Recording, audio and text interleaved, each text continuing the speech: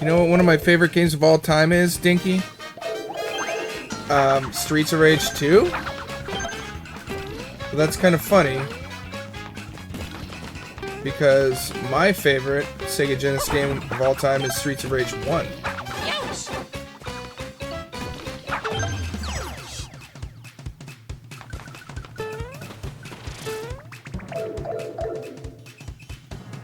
I did play the fourth one.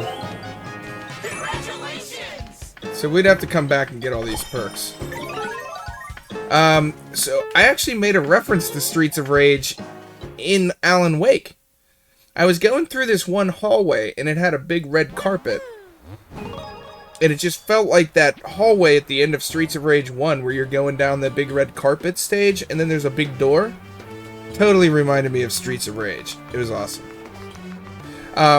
So since we're talking about Sega Genesis games, one of my greatest flea market finds of all time. And actually, it's kind of funny you guys say that. I have these two right here.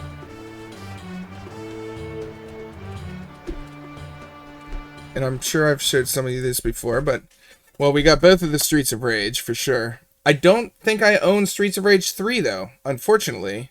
Boxed and complete because it's pretty pricey. But I definitely have 1 and 2. And then this game here is the rarest Sega Genesis game that I own.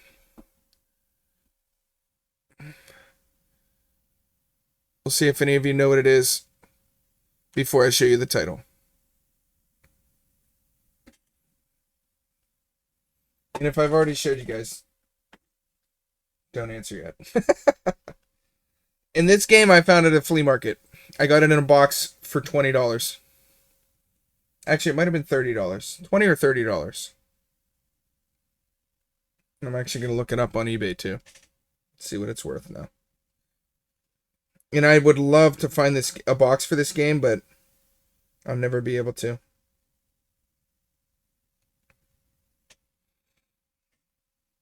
Handsome sausages, you're halfway there. It's like the Zelda from the Sega Genesis.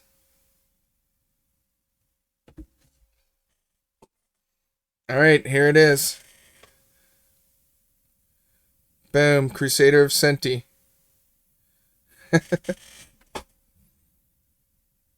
Yeah. Right now it's worth like $500, I think. And if, like, dude, I can't find a box for it anywhere. Yeah, if you have it boxed and complete, it's worth $1,500. I don't know if they actually sell for that, though. But if any of you ever see an empty box for that, you let me know. Let's look at sold items. Oh, here's a... Oh, box only. They want $375 just for the box. Killing me, people. And there, dude, you know what else is bad too? Is there's so many fake cartridges on eBay. Like I'm looking, there's so many fake ones going around in like boxes and stuff.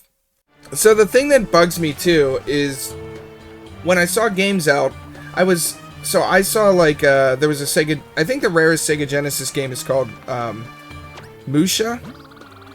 And they had that at a local store near me, but what they wanted like $400 back then. And now it's worth even more. Alright, we'll pay these. So it's just like one of those things, I don't know. Eventually they're going to stop going up in value, but I don't know when that's going to be. Head to toe, so you've actually played Crusader of Senti before?